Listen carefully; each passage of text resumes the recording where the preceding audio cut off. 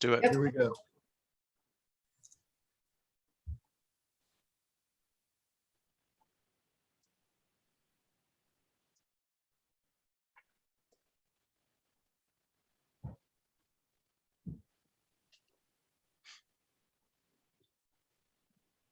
Okay, I think we're ready to go.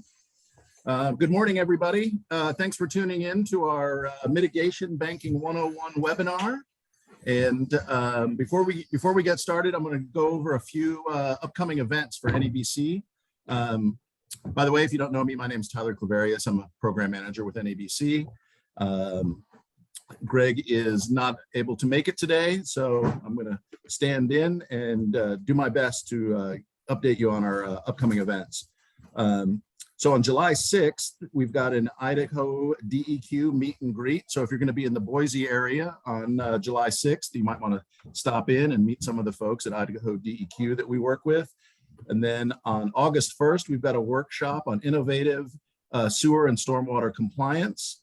On August 12th, we have our energy forum, and that's going to be talking about renewable energy transition, decarbonization, and that kind of thing. August 16th, we've got our NABC Classic Golf Tournament. So if you're a golfer, you might want to get in on that. And then on September 8th, we have our Offshore Wind Energy Symposium. And on October 6th, our Northwest Remediation Conference. So that's about it. Thanks again for being here on the summer day. And joining us as our presenters, we've got Dan Berlin, who's a principal scientist with Anchor QEA, and also Michelle Havey, who's a managing biologist, who's also with Anchor QEA. So take it away, guys. I'm going to sort of get out of the way. Thanks a lot, Tyler. Hi, everyone. Welcome to Mitigation Banking 101. I'm Dan Berlin. I'm in Anchor QEA's Seattle office, and I'm a professional wetland scientist. So I'd like to think I have the credentials to lead this session. If there's any engineers on the phone, they always make fun of the professional wetland scientist, the PWS designation I have, and they say we get colored pencils and stickers, and it's not a real certification, but there's a lot to it. So today's session will be informative to understand about how mitigation banking works, how the process goes when you need to acquire credits for your project. And I primarily work in Puget Sound area with respect to shoreline, wetland, aquatic impacts. And I work closely with Michelle, who's also here from Anchor. So Michelle, you want to give yourself introduction? Sure. Thanks, Dan. So I'm actually a fisheries biologist. I do a lot of work with the same projects and clients that Dan does, a lot of Puget Sound work. And I kind of specialize more on the impact assessment and mitigation. So kind of the credit debit side of things. So I've been working with the model that we're going to talk about a little later in today's discussion. I've been working with that for about 12 or 13 years in both Alaska and Washington, and a little bit in Oregon as well. But yeah, fisheries background, salmon biologist all the way. So put that to good use when looking at kind of these enduring effects and impacts to our nearshore habitats. Dan, while you're sharing your screen real quick, I'll just remind folks to use the Q&A and/or chat function to submit your questions, and we'll be keeping an eye on those as we go through the presentation. Thank you. Great, thanks, Tyler. Okay, got the right screen here.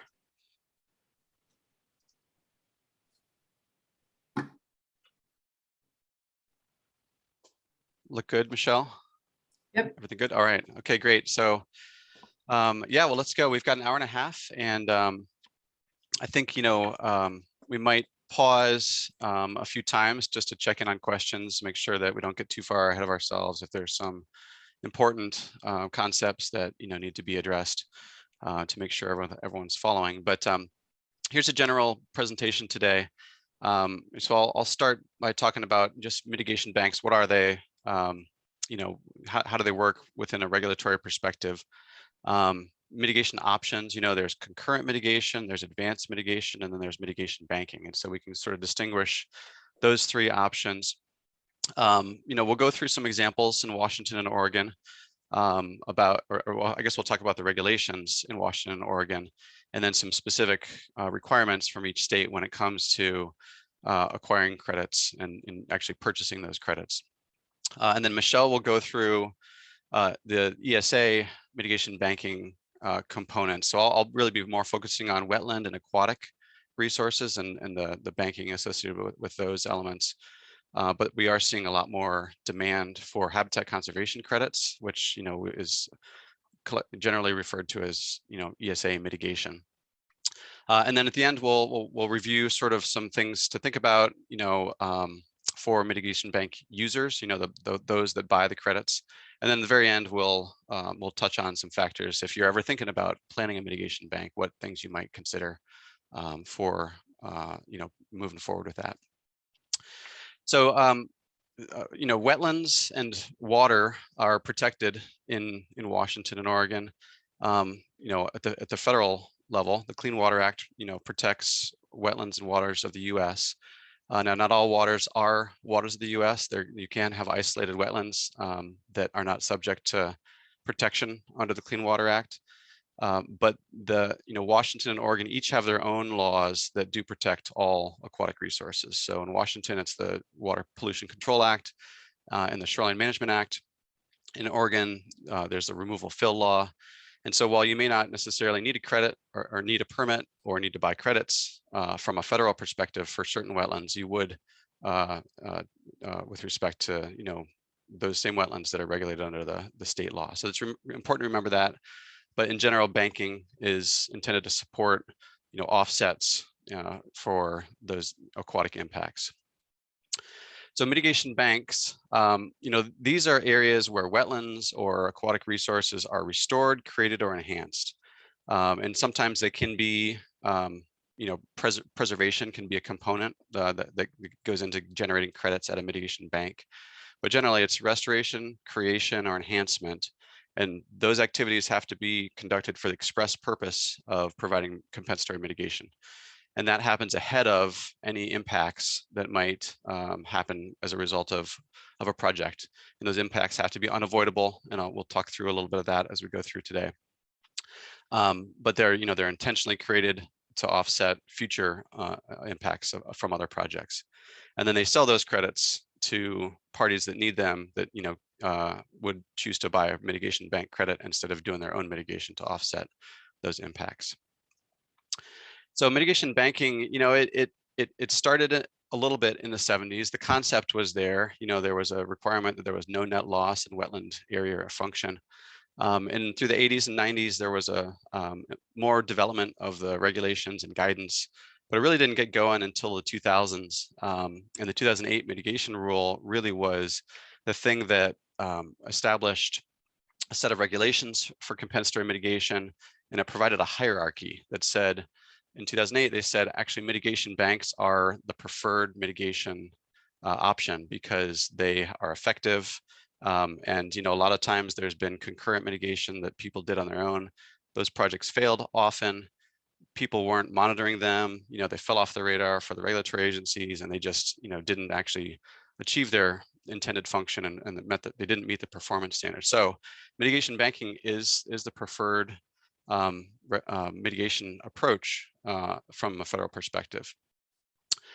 And so in order to actually achieve your mitigation, to do your mitigation, you have to demonstrate that the impacts to the aquatic resource, the wetland, are unavoidable, and that you've done everything you can to avoid that impact, to try to find a development site somewhere else that would actually not result in wetland impacts.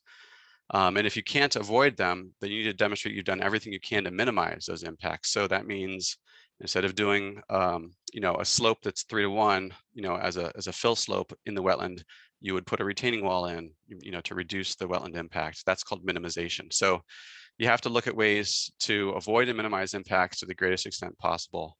And only after that can you actually go forward and do the mitigation. And in the 2008 rule, mitigation banking and in lieu fee are the preferred methods. Now, I'll talk a little bit more at the end about in lieu fee, but mitigation banking is where a party builds the wetlands first, and then they get approval, and then they can sell credits. In lieu fee is more of a program where you give a public agency money and then they build wetlands with your fees. So there's a difference, but we'll talk more about that later. And then permittee responsible mitigation is less preferred to mitigation banks because, like I said, they're not always as successful. And there's two types of permittee responsible mitigation. Concurrent mitigation is where you say, okay, I have a project, I have a wetland fill, and at the same time, I'm going to offset that impact by doing a wetland restoration somewhere else or at the same location. That's concurrent. Advanced mitigation is, okay, I don't really know what my impacts are right now, but I'm going to do some wetland mitigation, some creation or restoration or enhancement ahead of time, and then later I'll draw on those credits that I've generated as a result of the development project. So concurrent mitigation is what you often see folks doing when they have an impact, and that's because they hadn't necessarily anticipated the project. It just came up, and you need to come up with some mitigation solution for an unavoidable impact. The advantage of that is that you don't have to spend any money ahead of time. You can design your mitigation specifically for the functions that are impacted. But the hard part is, it takes 1 to 2 years to get a Corps of Engineers permit for them to actually accept the mitigation proposal that you've developed, that the design is developed sufficiently that they can accept it and trust that it's going to be functional. Sometimes you have to do a year's worth of groundwater monitoring to make sure that your wetland's going to work. So that can really delay projects. And as we've seen in the past, a lot of concurrent mitigation isn't successful, and that actually leads to higher mitigation ratios. So you have to build more wetland to account for the wetlands that you're filling. And so it can be more expensive as a result. Advanced mitigation is where you say, okay, I know I'm going to have some impacts. I don't exactly know what they are right now, but I'm going to go forward and build some mitigation ahead of time.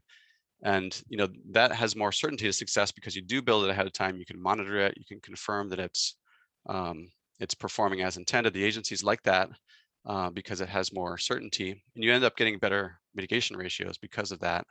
But the hard part is, if you do advanced mitigation, only the applicant can use those mitigation credits. You can't sell the credits. And that's the big part about mitigation banks, is that credits can be sold to other parties. So advanced mitigation is really only that permittee can use those credits. And the funding doesn't always work out for advanced mitigation. You have funding for a capital project in 2 years, but you don't have funding to actually go forward and do the mitigation ahead of time. So it's not always possible to do advanced mitigation. But then mitigation banking is the preferred approach. Agencies like it because it's higher success. There's a temporal loss because the mitigation site is built ahead of when the actual wetland impact occurs. So the wetland has a chance to mature. And that these are often larger sites where you have more functional lift. The habitat improvement is greater. And then it does expedite the permit process. You have lower mitigation ratios, and it can often be more cost effective depending on where you are. But mitigation banking does require time. In Washington, it takes probably 5 to 7 years to get a bank approved. It's faster in Oregon. It's really more on the order of 1 to 2, maybe 3 years. But there's those are protected in perpetuity, and they have to be maintained. So mitigation banking is more efficient, predictable. It's more cost effective. You don't actually have to do your own design, construction, maintenance. There's no long-term monitoring. Once you buy your credits, you don't have to do anything. Whereas if you did your own mitigation, you'd have to do 10 years of monitoring to make sure that it's achieving its performance standards. And that would actually, there's often things you need to do that you don't necessarily anticipate. So there's some risk associated with doing your own mitigation that you don't have when you're buying mitigation bank credits. And then, space, you don't have to reserve part of your site for wetland restoration or creation. You can buy credits. So it supports using land at its highest and best use. And mitigation banks are successful in the long term. And that's why they're preferred mitigation approach. So hey Dan, there's a question. Yeah, thanks. Allison asked, is there a minimum size acreage for a mitigation bank in Oregon? To be a mitigation bank or to purchase a credit from a mitigation bank? I guess that's the question. To be a mitigation bank. To be a mitigation bank. No, there's no minimum.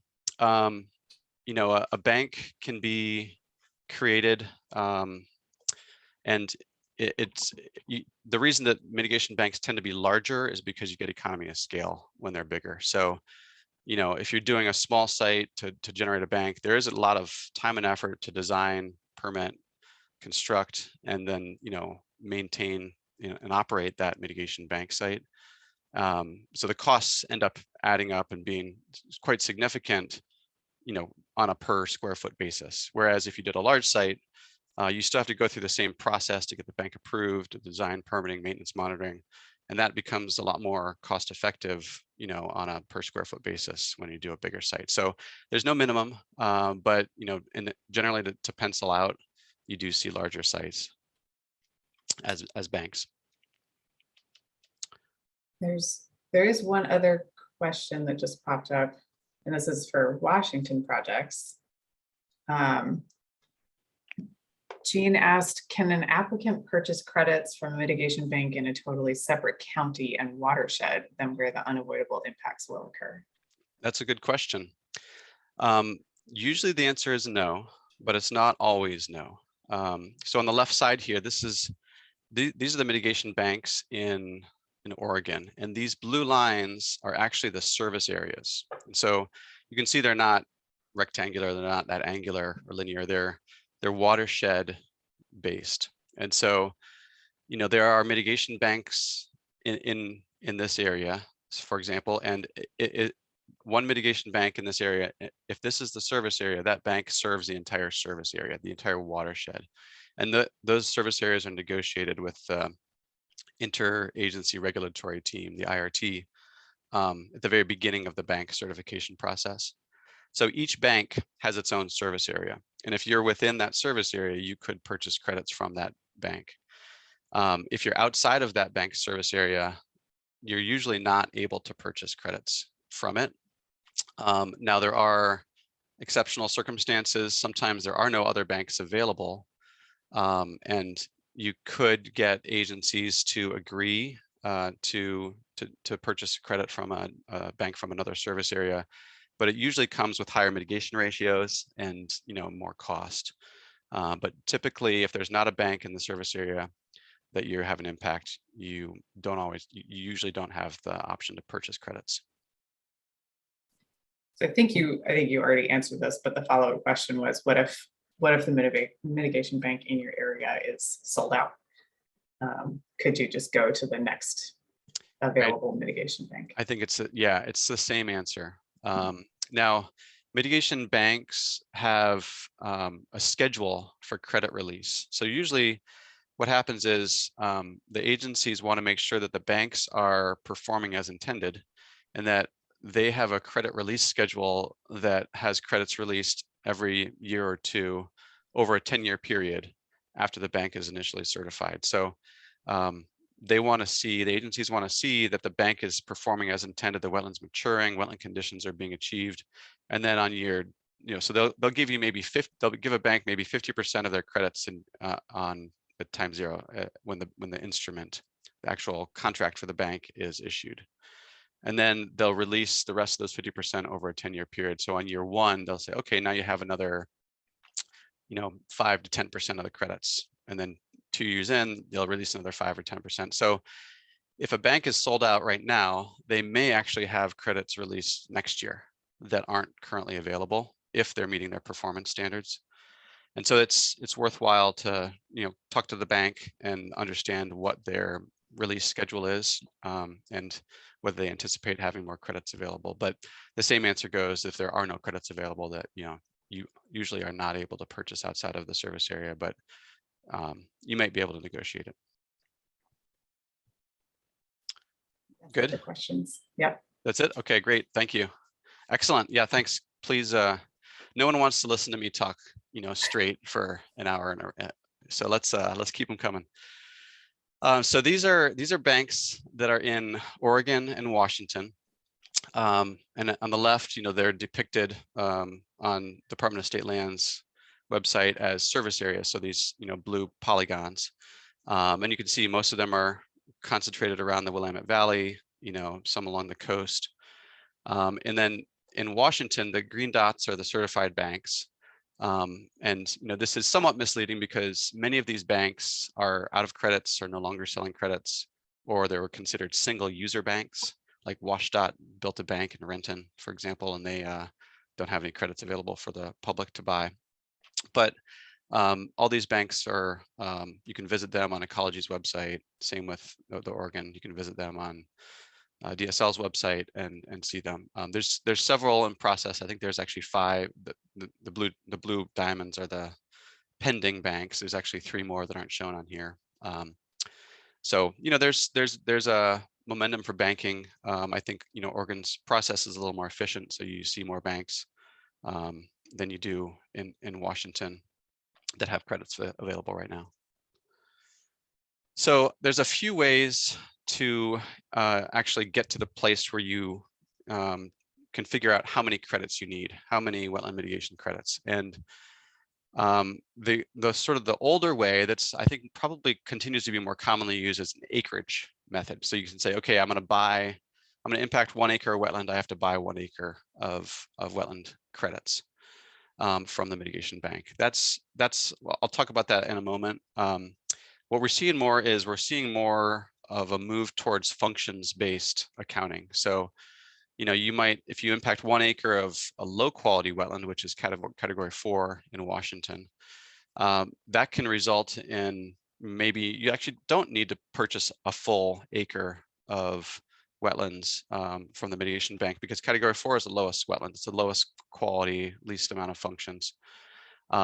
Whereas if you impacted a category 1 wetland, you may have to purchase more credits from the mitigation bank. And one of the ways to do that in Washington is using their credit debit method. It's actually based on the wetland rating system in Washington, that categorizes wetlands from categories 1 through 4. And it uses what's shown on the table here: water quality, hydrologic, and habitat functions. So these are the types of functions that a wetland provides based on the type of wetland, location in the watershed, threats to that area in terms of water pollution, how flashy is the system, hydrologic services, and then you rate each of those functions from the perspective of site potential, landscape potential, and value. And when you go through the rating form, you get a score for water quality. In this case, it's 7, hydrologic 6, and habitat 5. Sum those up, you get 18. That means it's a category 3 wetland. And so that's an important process when you're using the credit debit method, because you could say, okay, well, I know that I'm losing, moderate and high water quality functions, but I need to actually find a mitigation site that will actually, provide the same level of function. If you were losing low quality services, then, a mitigation site somewhere else may not need to provide as much of the same type of function. So you can actually calculate the loss of function from a wetland when you fill it, not only from an acreage perspective, but from a functions basis. So and it's actually the currency that you use is called acre points, because it's a measure of size along with function. And when you're doing concurrent mitigation, you can actually design mitigation sites that offset that exact function and size, and you can build another wetland that generates the same number of acre points to offset what you've lost. So you can use the credit debit method in Washington to purchase mitigation credits. That's one option. There's the acreage basis, which we'll talk about next, but this is something that you might consider when thinking about what makes the most sense from your perspective to purchase credits, and it may end up resulting in a little bit more of a cost-effective purchase to use the credit debit method in Washington. So then the next example in Washington is acreage, and so if you just to go with a straight acreage, the ratios are here, and so like I mentioned, a category 4 wetland is the lowest quality wetland in Washington. And so if you were to impact an acre of category 4 wetland, you actually only need to buy 0.85 acres worth of credit from the mitigation bank. It's because the mitigation bank is creating a higher quality wetland than category 4, and there's no temporal loss. But if you were to impact a category 3 wetland, you usually have to buy 1 acre for every 1 acre of impact, 1 acre of credits for 1 acre of impact. Category 2, those are higher quality wetlands, and so you actually have to buy 1.2 acres of credits for every 1 acre of impact. And then category 1, that's a pretty big deal to impact a category 1 wetland that can actually, the ratios can be quite high depending on the type of impact. So I show this column, this middle column here, for comparison, because you can see the ratios are better than on the right side. The right side is if you were to do permittee responsible concurrent mitigation. So you do your own mitigation project. And it's, you have to create 1.5 acres of category 4 wetland for every 1 acre of impact, because there's temporal loss and there's some question about whether it will actually perform as intended. 2-to-1 for category 3 and 3-to-1 for category 2. So, the ratios are higher. You have to build more wetland if you do it yourself. Okay. So there was a question that came in, and it was from 2 slides ago where you were showing all the banks, and it was what are the 3 other pending Washington banks? Okay. This is going to be a test. This blue diamond is the Tom Mitigation Bank. This down here is the Wapato Valley Mitigation Bank. The Port of Seattle has a Wetland Mitigation and Habitat Conservation Bank. That's a joint bank that actually has ESA credits, which Michelle will talk about, and wetland credits. That's pending. The City of Bellingham has a Wetland Mitigation Bank. They want to make it a multi-site bank, which is called Umbrella Mitigation Bank. And then I believe the Shoalwater Bay Tribe has a mitigation bank, and then there's one more in Spokane that I'm forgetting the name of right now. So I think those are the ones that are pending. Wapato Valley down here is probably the one that's closest to certification, maybe in the next year. Tom is maybe a few years away. There's a process in Washington, and there's limited staff, so I don't think there's any coming online anytime soon. Okay, so in Oregon, there are ratios as well. Oregon uses 1-to-1 for mitigation bank credits for every acre of impact, pretty much regardless of the type of wetland, but we'll walk through the process to actually figure out whether those ratios need to go up or down, but the base assumption is 1-to-1. But it depends on the functions and values of the wetlands being impacted.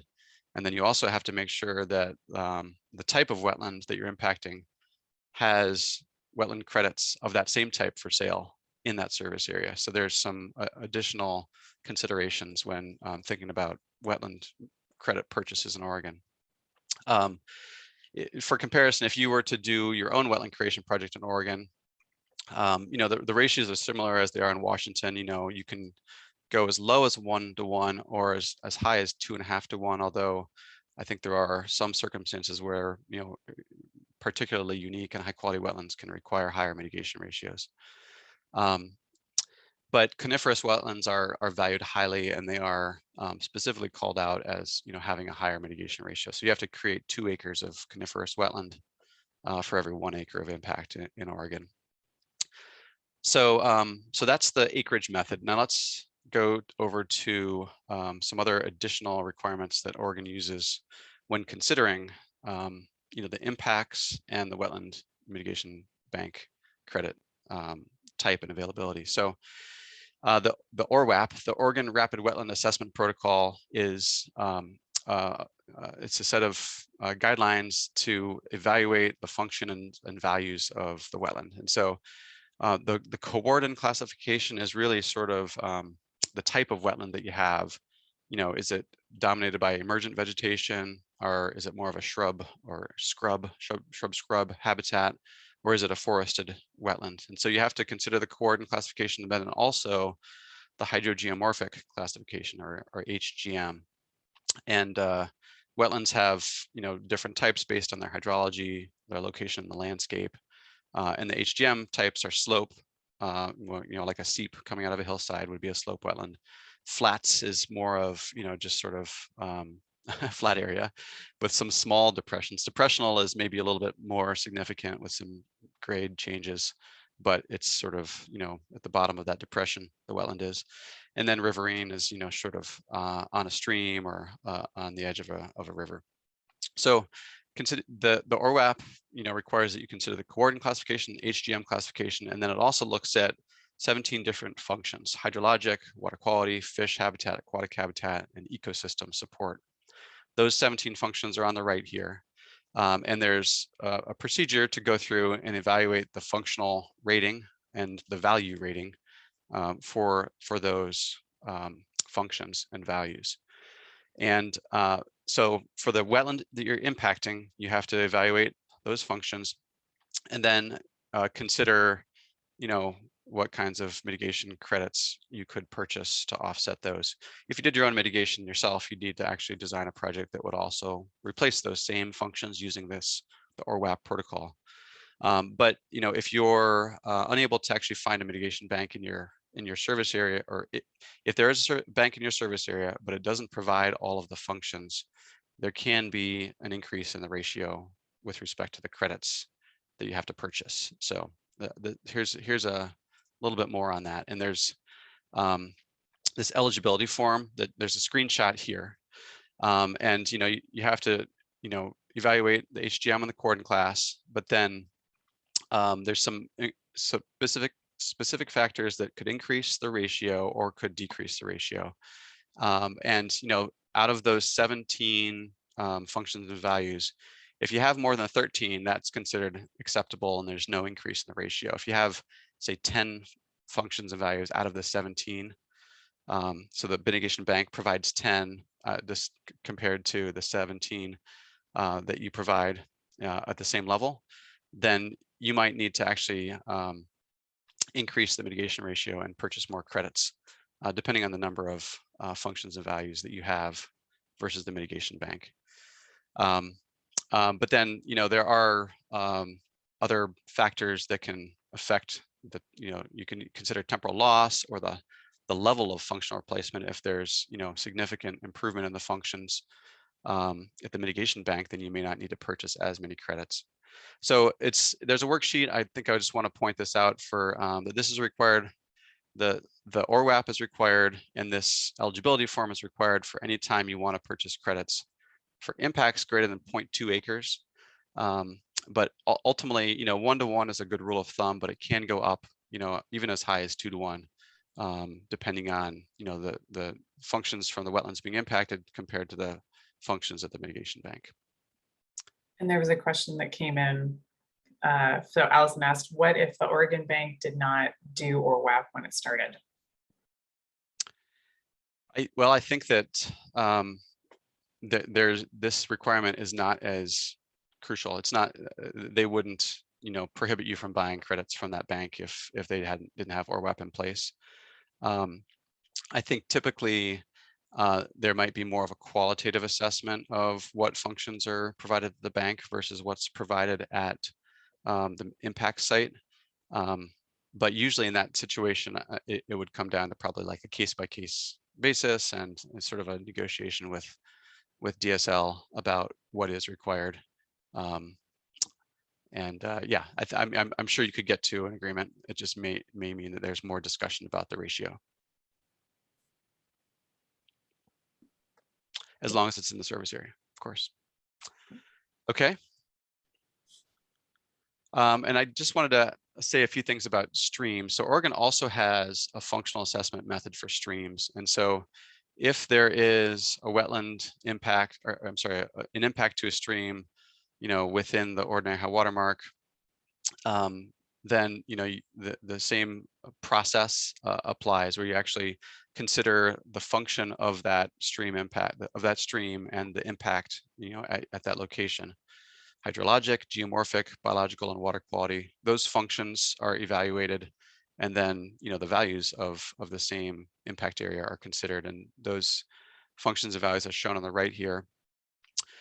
because there are quite a few stream banks in Oregon, and same deal. You have to evaluate the stream impact and make sure that your the credits being sold, are similar to or commensurate with the impacts. And so there's a process to use the same eligibility form for streams and evaluate your impact site, which is on the left here, and consider what functions and values the mitigation site provides. And generally you have to have, as good or higher functions at the mitigation site than the impact site. And, you can see that, the functions at the mitigation site are higher than the impact site. And therefore, in this case, the mitigation ratio wasn't increased, and, the bank purchase could actually happen as intended. But just wanted to emphasize that there's a process for going through that as well, just like wetlands in Oregon. Okay, so calculating mitigation credit needs. This can get complex, and I wanted to just run through a simple an example that may not be simple, but wanted to just sort of describe what things are considered when calculating how many mitigation credits. Because typically you say, okay, I have an acre wetland on my property. I can't avoid it. I have to fill it. There's no other place I can do this development. I have to buy, just say a 1-to-1 ratio. I have to buy an acre, a credit that's worth an acre at the mitigation bank. The challenging part is, so that's considered direct impacts. You're directly filling the wetland, or directly, removing material from a wetland. Indirect impacts are, say I only filled half of the wetland. At that fill edge, there actually is no longer a buffer protecting the rest of the wetland that you're not filling. And so because you're only filling half the wetland, but there's still indirect impacts to the remaining wetland after the fill because there's no longer a buffer. Those are called indirect impacts, and you have to actually calculate those, and it can be a little difficult to calculate those depending on the situation. And then temporary impacts are, impacts that can be repaired or restored. So you say put a utility line through a wetland, but you can replant it and it doesn't, particularly disrupt the wetland. That's a temporary impact that may not actually end up requiring any mitigation in the end, besides the, on-site repair or restoration. But those things, direct, indirect, and temporary, are the things that go into calculating how many mitigation credits you'd need. So here's the example, and there's a lot of stuff here, but I want to just kind of walk through it one by one. So on the lower left, you see the legend: direct wetland impacts and indirect. So the diagonal cross-hatching is the direct wetland impacts, and this blue line here is the wetland. Okay, and for this project, it was a commercial development. They were filling sort of, call it the eastern third or eastern half of the wetland. So this long little ditch, and then all this blue in here to the right of the magenta color, that's all direct wetland impacts. So that acreage is 0.235 acres. And so I've actually got that down here, 0.235 acres. Can you see my mouse, Michelle? Okay. Yep. And then, but the thing is, that's the direct impact, but then this, I think this had about 100-foot buffer in this example. And because the fill is right in the middle of the wetland, the fill edge, this 100 feet within the wetland also is considered an indirect impact because there's no longer a buffer on that wetland. Now, that is 0.201 acres. And so we're showing that down here, 0.201. This is a category 3 wetland. And so both of those impacts are at a 1-to-1 ratio according to the guidance and the criteria for this bank. And but the direct impact actually has a multiplier of 1. The indirect on this site had a 0.25 multiplier. And so that means that instead of the full 0.201 acres of this magenta area, which is equal to the buffer width, it was just 0.05 because it's a 0.25 times 0.2. And so together, you'd add this up to get the total number of credits. Now, the multiplier can vary. Some sites, it can be more of like a third or half, depending on the function. In this situation, the buffer was pretty well compromised around this wetland to begin with. And so they were acknowledging that, and that's why we came away with a 0.25 multiplier. But I just want to point out that it's not always just the direct impact. And so, you have to consider the indirect impacts, and that can be a process with the agencies to actually work with them to agree on what the actual mitigation credits are. Similar, we have another example over here in Wetland C where half of it was filled, and then we followed the same process to estimate the 0.25 multiplier for the indirect impacts. And then as you can see, this over here, Wetland C, is a category 4, so it has a lower mitigation ratio with respect to the number of credits needed to be purchased from the bank. So anyway, any questions on that? Does that look okay? Okay, sounds good. All right, so last slide from me before we move over to the ESA stuff. So the mitigation bank credit purchase process usually involves, a reservation. So once you submit your applications to the agencies, and you generally have a sense for, what the wetland impacts are going to be, what the acreage is, what type of wetland it is, and then you'd know how many mitigation bank credits you're going to need. It's not uncommon. It's usually recommended for the applicant to reserve mitigation credits with the local mitigation bank, because you'd hate to get in a situation where you've got your permit from the Corps, and then right when you're about to actually build your project, the mitigation bank credits are no longer available because someone else just bought them. And so usually the applicant, the developer will reserve credits at the bank. It's often a 5% fee of the total. And then that price gets applied to the purchase. So you don't lose that money. It's just a down payment. And it's called a reservation agreement. And so, but that's important because you want to reserve those for your own use, and you can estimate, the total number of credits in that reservation agreement. It doesn't have to match, it can be a little less in the end with what you purchase.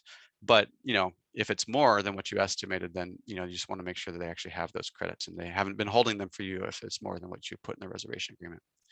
And then, costs, oftentimes there's a small transaction fee for, the purchase. But it really depends on the price. The price per credit, in this case, these are acres, varies depending on where you are and the demand, the supply. For example, the Terrace Mitigation Bank in Vancouver, Washington is about $190,000 a credit, which is, pretty middle of the road when you look at some of those other sites. Keller Farm up in Redmond is $1.1 million per credit. And that's partly because land is expensive, it's scarce, it costs a lot to build a large wetland within the city of Redmond. But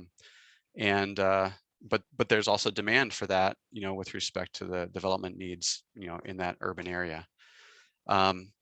Snohomish Basin Bank up around Everett is $250,000 per credit. But then, there's several banks down in the Willamette River Valley, in the Eugene area, for example, that sell credits at $90,000 to $94,000 a piece.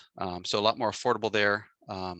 And there's more competition. There's more banks in that area that in many ways drive that price down. But the most expensive credit I've seen so far is Linton Mill in Portland. And it's on the Willamette River. And, the credits are quite expensive per acre. Linton Mill is actually also a natural resource damage bank, which I'll just touch on briefly at the end. But it's expensive, not only is it contaminated in the Portland Harbor area, and which drives costs up, but it's a priority property, which is expensive to have as well. So that's part of the reason credits is so expensive. But ultimately, at the end of your of the process, after you get your permits from the agencies and you purchase the credits, you get documentation from the bank that then you furnish to the agencies that demonstrate you did indeed purchase the credits and your mitigation requirement has been fulfilled. And then you're done. You don't have to do any more monitoring or maintenance because it's simply a purchase. So I think that's the last slide for me. And then, so that was wetlands and aquatic resources. And most of when we talk about mitigation banking, it's wetland mitigation. But we're seeing a lot more demand for Endangered Species Act credits that Michelle will talk about. And some of the bankers are actually looking at adding not only wetland credits, but also ESA credits into their banks because of this increased demand. So take it away, Michelle. All right, thanks, Dan. Yeah, so we're going to dive into ESA a little bit here. So these largely are kind of tied to aquatic credits, but we're seeing ESA requirements across multiple species. And where that's really coming from is that there are specific requirements largely related to habitat needs, so critical habitat, that are listed out in the ESA recovery plans for these various species. In Puget Sound, for example, protecting and restoring nearshore habitat is a tremendous focus for some of the listed species we have, like endangered southern resident killer whales. We've got threatened Chinook salmon, steelhead. We've also got a Hood Canal summer run chum salmon. And so nearshore habitat has been a huge focus throughout the Puget Sound area. And there's a new requirement to avoid just net loss of nearshore habitat. And as Dan mentioned, this is kind of putting a lot more demand into the market for credits that are available. And so banks are a little bit slower to come online in Washington. And so this is getting a lot of focus. And we're going to talk a little bit about that over the next couple slides. But there is a requirement to offset project-related habitat impacts. And Dan had mentioned this with earlier on in the discussion. You can do that by making improvements within the project zone. You can improve nearshore habitat elsewhere. So you can launch and do your own kind of restoration project of sorts, or you can pursue some of these conservation offsets, which is where the mitigation banks would come into play.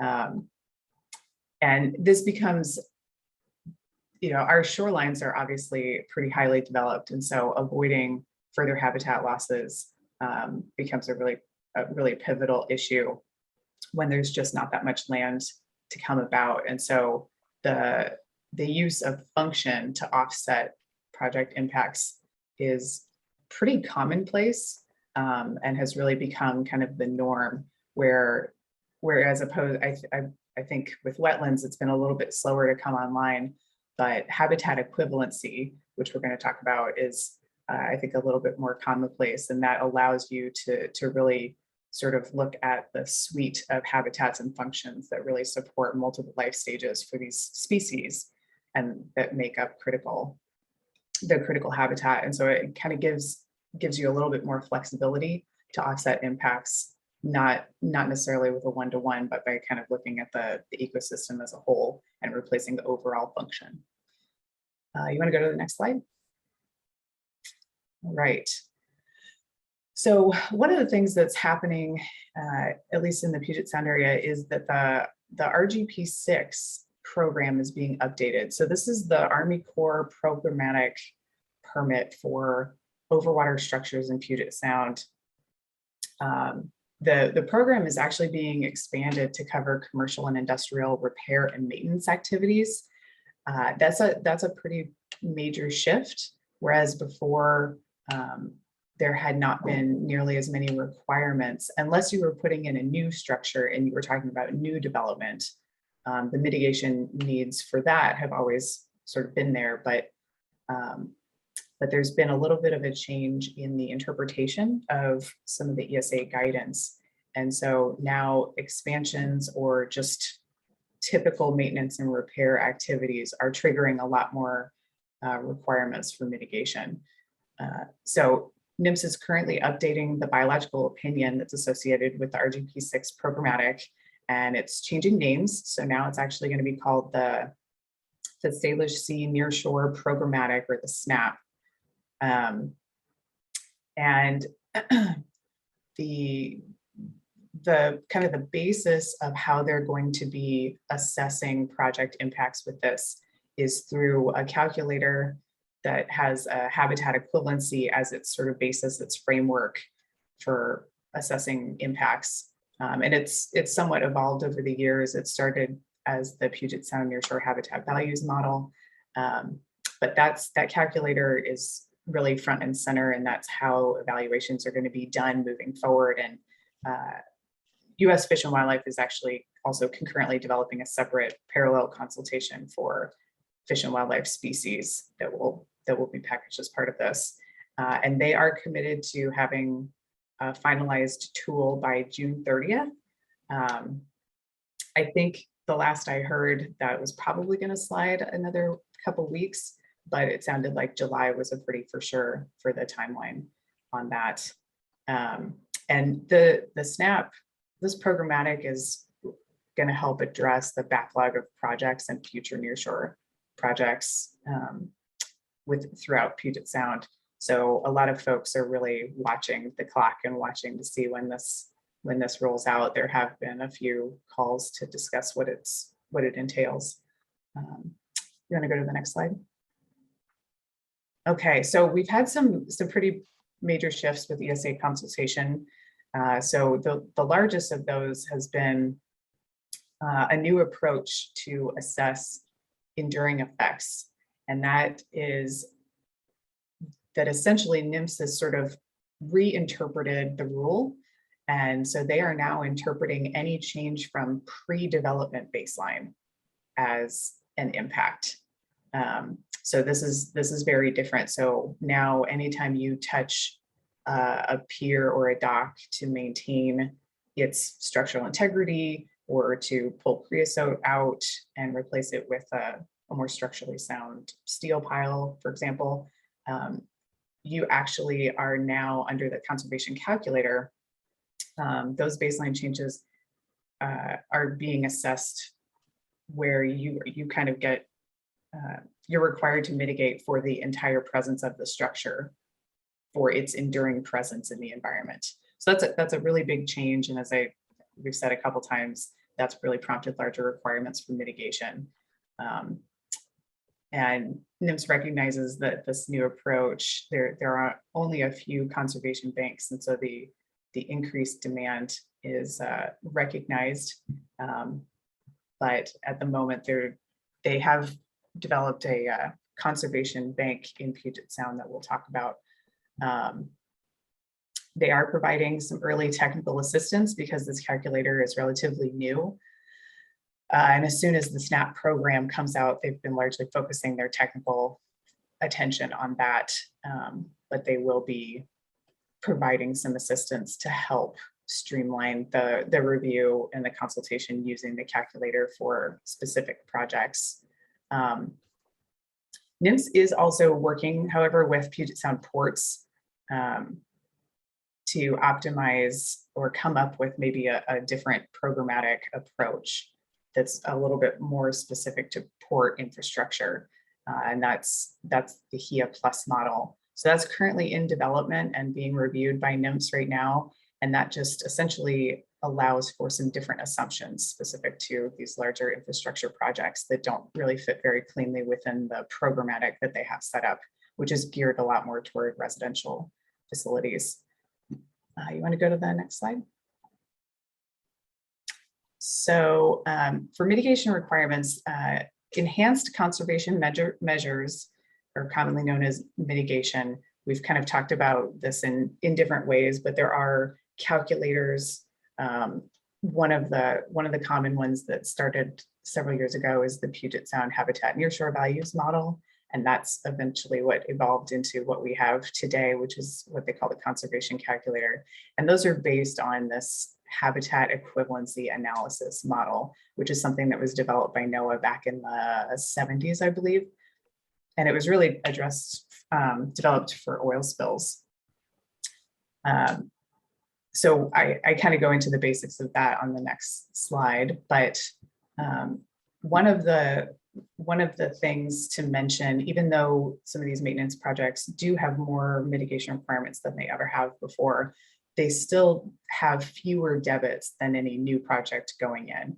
So there's not a specific ratio, there's a whole suite of assumptions built into the calculator that allows you to look at a repair or maintenance, which is different from removing a structure, which you get credit for, which is very different from putting a new structure in. So they sort of have these three different tiers. And NIMS recognizes that that does require more mitigation overall. And so they are supporting a mitigation bank marketplace, especially definitely in Puget Sound. All right, next slide. So what is HIA? The equivalency analysis developed in the 70s to assess ecological services lost or gained. One of the fundamental tenets of this is that all habitats are not equal. And Dan actually talked about that with kind of the category 1 versus category 4 wetlands. And so there's been that recognition, but habitats such as eelgrass and marsh are truly kind of the gold standard for a lot of the species, certainly a lot of the fish species that we have. And so those get the highest value rating. And then habitats with much lower value, either because they're deeper or because they're degraded, they have a much lower value and not as much mitigation is required to offset impacts to low value habitat. One of the other fundamental things within HIA is that habitat is more valuable today than it is tomorrow. So any new or restored habitat ultimately ends up getting discounted over time. And so there's a common economic function that is applied where you get a 3% discount for habitats. So that actually works in your benefit if you are going with a mitigation bank or if you're going for some advanced mitigation, because if you build something today and it achieves full function sooner, then you get more bang for your buck, basically. And you're not having to offset nearly as much of a temporal loss of just overall function within the ecosystem. And so what habitat equivalency analysis does is it allows you to determine what mitigation with a whole suite of different habitat types and of different functions and different sizes, what would you have to pull together and mitigate to equal the functions and values that you're losing from project impacts that are unavoidable. So it does not require in-kind restoration or mitigation, which is nice because it gives a little bit more flexibility to develop, not just go for a one-to-one offset, but create more of a complex ecosystem that supports multiple functions and multiple elevations, for example, in an intertidal system. Oh, and I guess before moving on, I will say that HIA works in numbers that are called discounted service acre years. And so it removes the habitat type, but it sort of pulls everything together into a single number so that you can compare apples to apples, even with entirely different projects. So that's the currency within HIA is what we call DSAs, or discounted service acre years. Okay.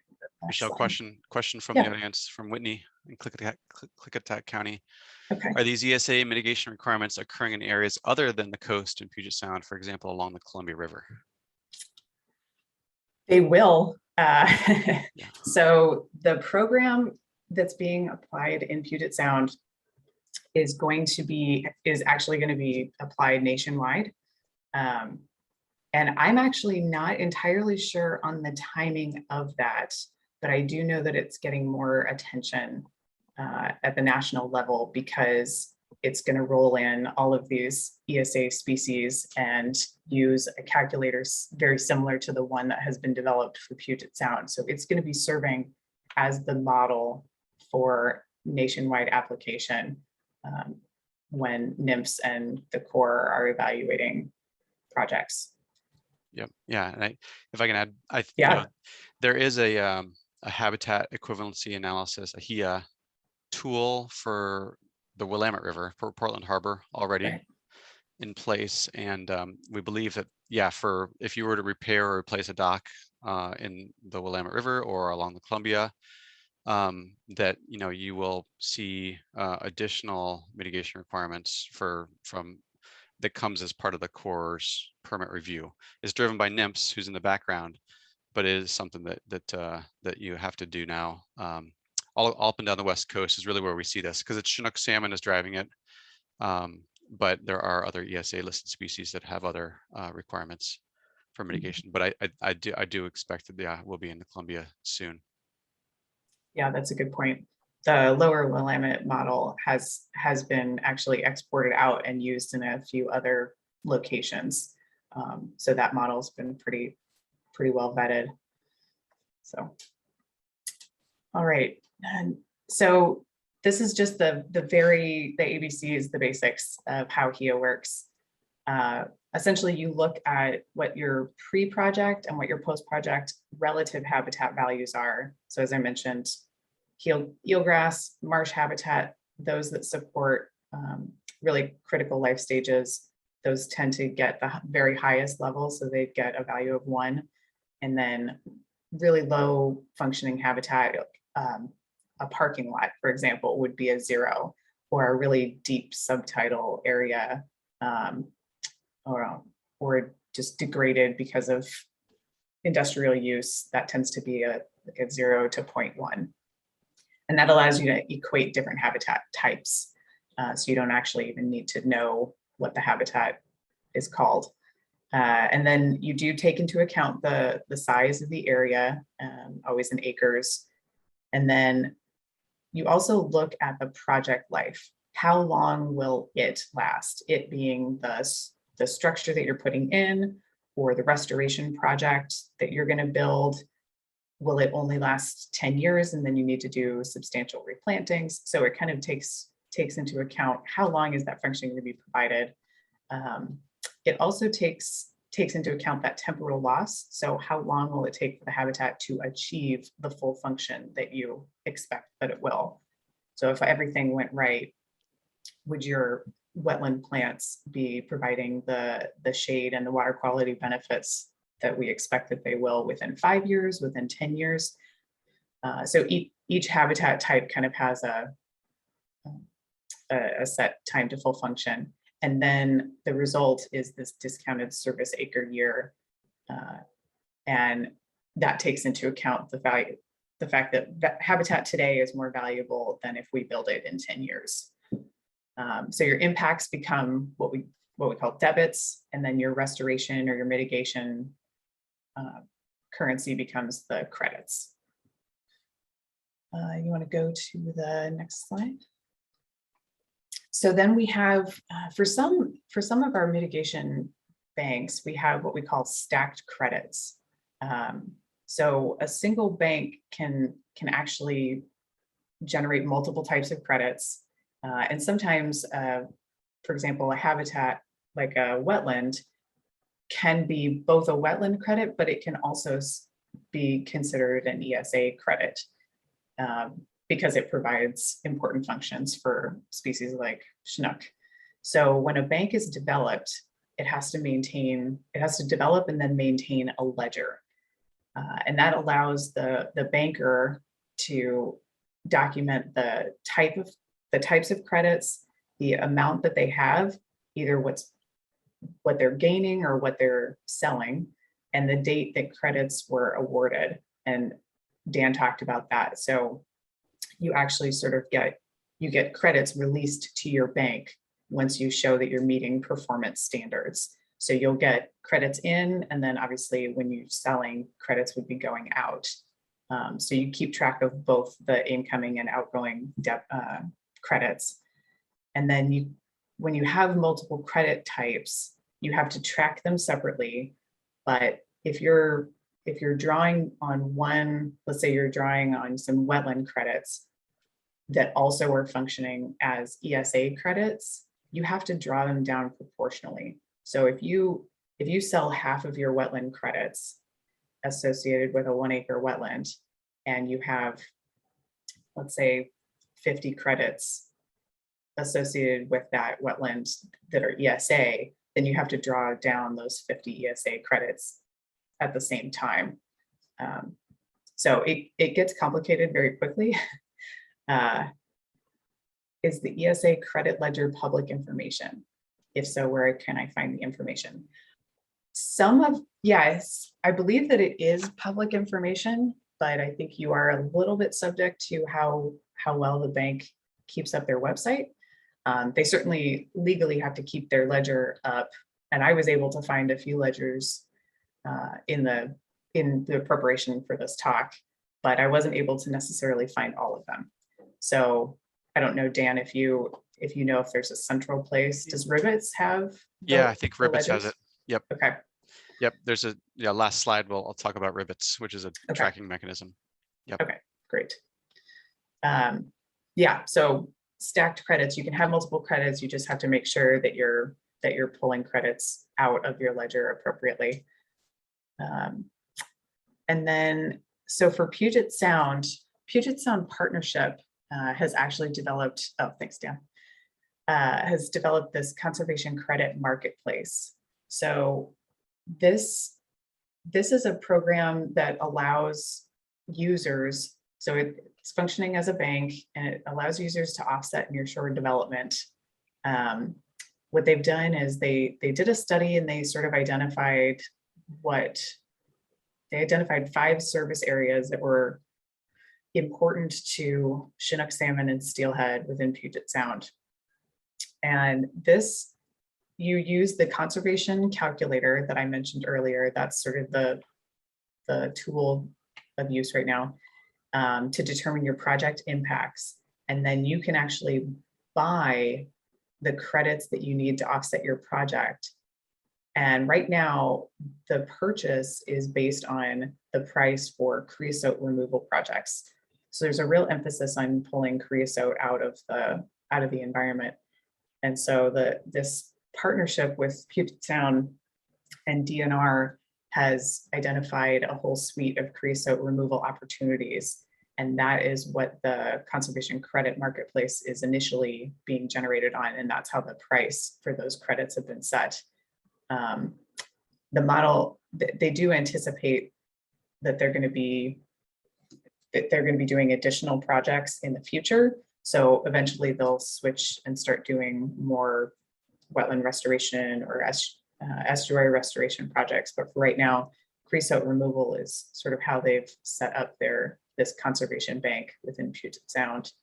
But the overall goal is to promote restoration and habitat protection, kind of centralize recommending project selection strategies, and then regional oversight through using Puget Sound Partnership as the kind of the owner of this bank.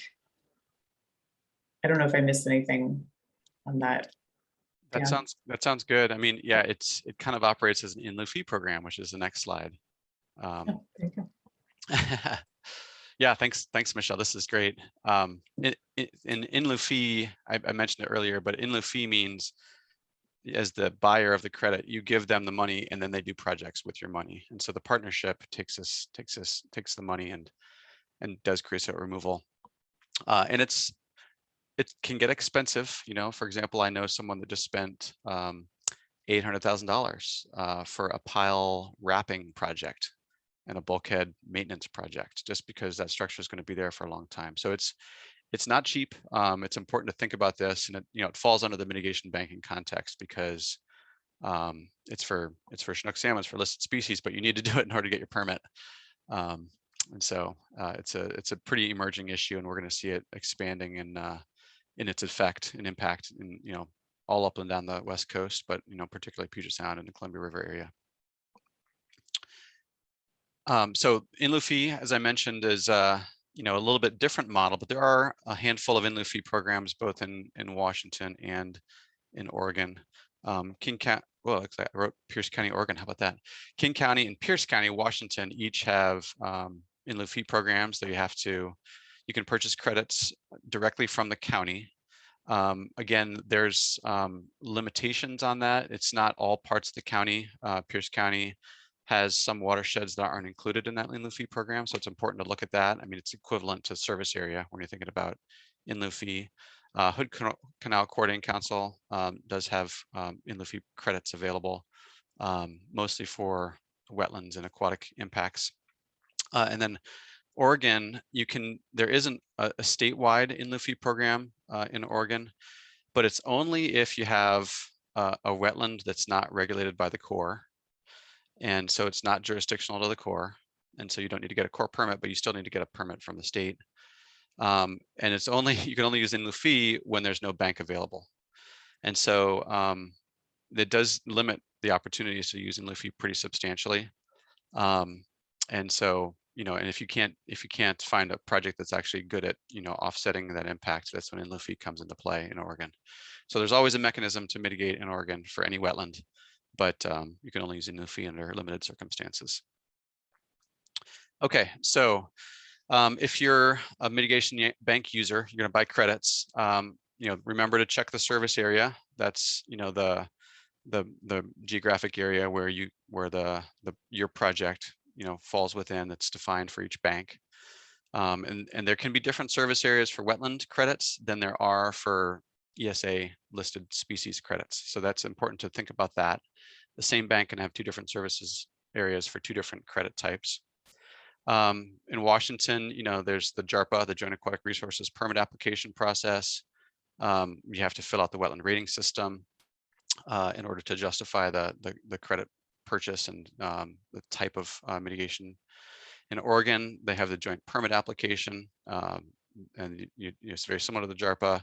You provide all the project details. You also have to fill out the ORWAP system in Oregon to justify the mitigation credits can offset your impacts. Credit ratios matter. Think about what your credit type is, the size of the wetland, and whether the bank has those credits. Each bank has a different credit release schedule that's memorialized in the instrument, but it's contingent on meeting performance standards over the 10-year cycle after the bank is initially certified. And then, credit type. Just remember, if a bank has multiple credits and you use one credit type, wetland credits, it's going to draw down the rest of the credits that are also provided for that same area. So that's the sort of the last slide on mitigation bank users. Now, I did want to talk just a little bit about planning, mitigation bank planning, and this is maybe more context for those. If you're ever thinking about, is a bank right? Should we think about, doing a mitigation bank ourselves? Planning a bank is a long process. On the right-hand side here, you can see the process. You engage with the interagency regulatory team, the IRT. That's usually led by the Corps of Engineers and the state. So it's the Department of Ecology in Washington and Department of State Lands in Oregon.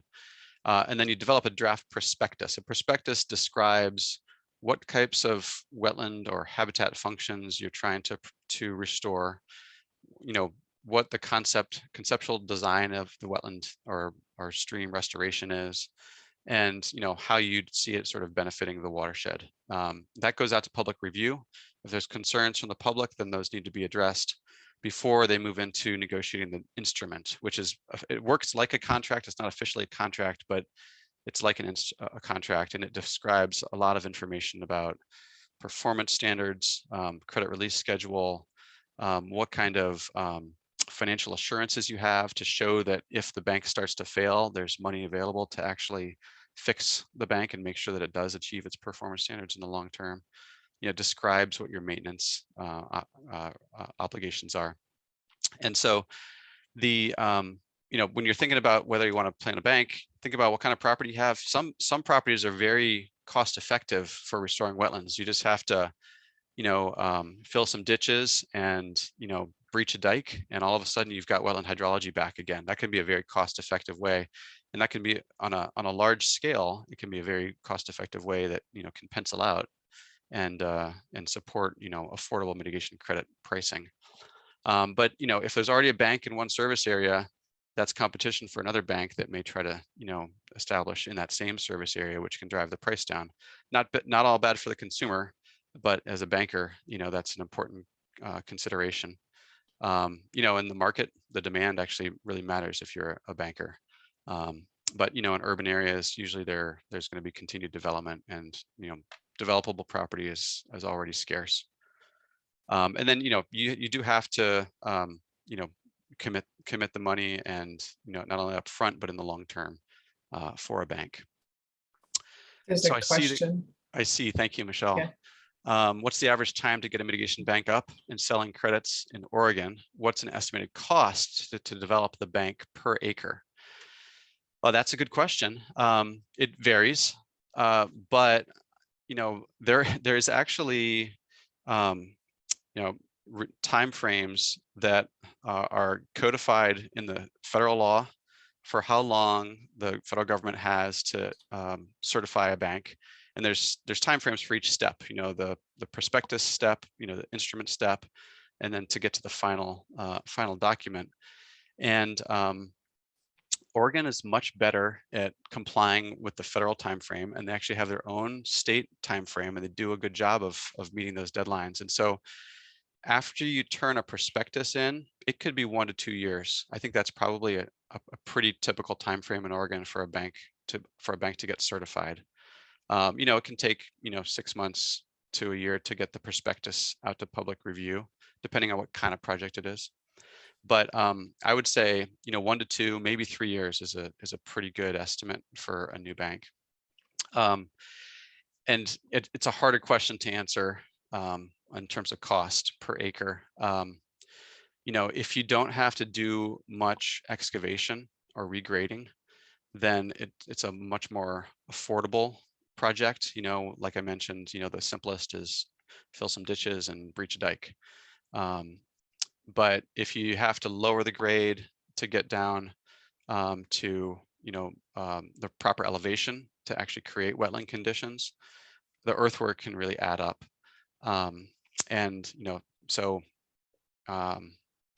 It's hard to provide a number, but on the low end is just say if you were to do an acre site, you could pretty easily spend $500 to $1 million to get the site to wetland conditions, maybe even more depending on how much grading.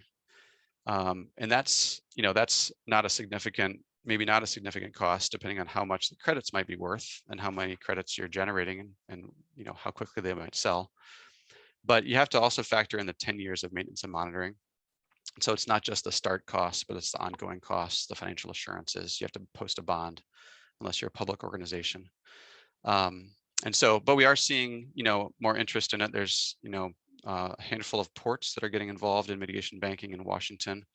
It's mostly private banks in Oregon, but there is a momentum for banking, but the regulatory process is somewhat slow. In Washington, it's 5 to 7 years compared to that 1 to 2 or 3 year process in Oregon. When can you start selling credits? Does it take 10 years before you start selling credits?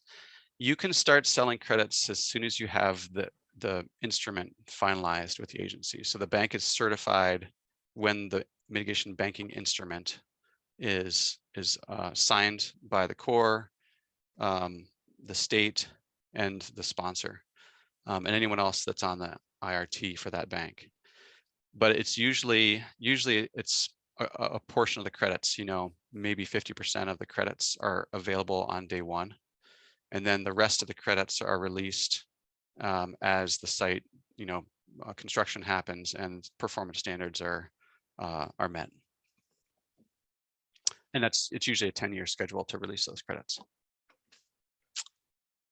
Okay, thanks for the questions. Again, mitigation bankers should think about, the cost for a project, how long it takes for the bank to be approved, what the demand is, who knows what the economy is going to do here in the next couple of years. There may not quite be as much capital flowing, and there may not be as many development projects. That does decrease the demand. And so it's important to think about that. If you're in an area where there's Department of Transportation, WashDOT or Sound Transit, for example, and they know that they have big projects and they're going to have wetland impacts, they can be a really good buyer, really important buyer for mitigation credits going in, even when the economy isn't always humming. And then, again, each project is different. Smaller projects tend to have higher cost per acre than bigger projects. And so, it's important to think about, what kind of site you have. So just a few more slides here. I didn't talk about natural resource damages much. It gets a little complex when you mix that concept with wetland mitigation banking and habitat conservation banking that Michelle talked about. But the Linton Mill one in Portland, NRD and 404 mitigation bank in Portland, it can sell 404 mitigation credits. It's the one that I mentioned. It's so expensive for 404 credits earlier, but it also sells natural resource damage credits. And natural resource damages are that if you are a Superfund site or a state-owned or a state-led cleanup site, and you've caused some sort of injury to the environment, habitat, organisms, in the past from all the contamination that's been in place, you have to settle that liability, in the form of damages, and the damages are natural resource damage credits, NRD. And so that's really where I think most of the Linton Mill credits will be sold in Oregon. But they created the additional aquatic area and the riparian fringe habitat, which is the active channel margin, which is the highest value habitat in the riverine system. And same deal. If someone buys NRD credits to resolve their liability with natural resource damage trustees, the 404 or the wetland credits are deducted accordingly as well. And then one other bank that's sort of a nice model for how banking happens sometimes is the Port of Vancouver's Columbia River Wetland Mitigation Bank. A lot of times you'll see banks are private only. So the private party buys the land, does the design, the permitting, the construction, and then they're the ones that get the revenue from the credit sales. But we're seeing more partnerships. Port of Vancouver actually partnered with a private organization, and the port owned the land, but the private party did the permitting, the construction, credit marketing, and then when they sell credit, the port actually gets a percentage of each credit and has the first right of refusal for those credits. So there's some interesting partnerships happening with respect to mitigation banking to make it maybe more attainable for those that may not be comfortable with the risk that it does involve. And then to get to one of our unanswered questions, this is RIBITS, RIBITS. It's Regulatory In Lieu Fee and Bank Information Tracking System. And so all those banks that I showed on in the Oregon and Washington maps are in RIBITS, and you can look up to see how many credits are available in each bank. It's probably most effective and most recommended to contact your local bank directly, because they know how many credits they have of all the different credit types they may be able to sell. And RIBITS, I would encourage you to contact them directly, because RIBITS there can be a lag in how regularly it's maintained. But it's a nice central place to see where banks are, and then how many credits they have remaining. Both for the wetland credits, natural resource damage credits, and now that we're seeing more habitat conservation credits, I do think we'll see those regularly updated here as well. So that's the last slide from our presentation. Did you see the question from Allison? What happens when natural damages happen to mitigation banks of rivers? Yeah, that's an important consideration. Just to go back to Linton Mill here, for example. This is the Willamette River. It flows right to left. And yeah, say you have a massive, storm event that causes all kinds of scour and erodes a big portion of the habitat area and makes it deeper water than it was intended to be. That risk is on the bank owner. And there's maybe some leeway with respect to elevations and what the site looks like in the long term. But you're sort of the agencies are agreeing on the number of credits you're going to get for a certain habitat built to certain elevations. If those things change or the vegetation community dies, you may not get the release of credits that you expected to, because you're not meeting the performance standards. And you could choose to correct that and get those credits back with construction, contingency action, or you may end up just not having as many credits in the end. So it is a risk to take on the banking responsibility, and that's why there's performance bonds that are required, in the event that the bank isn't fulfilling its expectations.